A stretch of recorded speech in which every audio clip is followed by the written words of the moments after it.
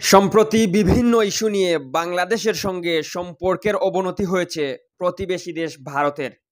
এমন পরিস্থিতিতে বাংলাদেশ সরকারের সঙ্গে আলোচনার জন্য আগামী 10 ডিসেম্বর ঢাকায় আসছেন ভারতের পররাষ্ট্র সচিব বিক্রম মিশ্রি।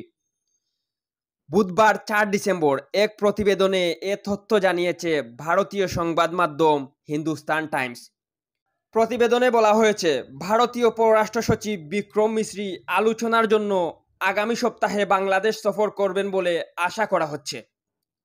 গত আগস্টে নোবেলজয়ী ডক্টর মোহাম্মদ ইউনূসের অন্তর্বর্তীকালীন সরকার ক্ষমতায় আসার পর সিনিয়র কোনো ভারতীয় কর্মকর্তার ঢাকায় এটি প্রথম সফর হতে চলেছে।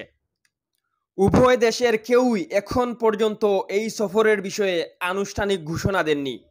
তবে বিক্রম মিশ্রি সম্ভবত আগামী 10 ডিসেম্বর পররাষ্ট্র দপ্তরের বার্ষিক আলোচনার জন্য বাংলাদেশে আসবেন।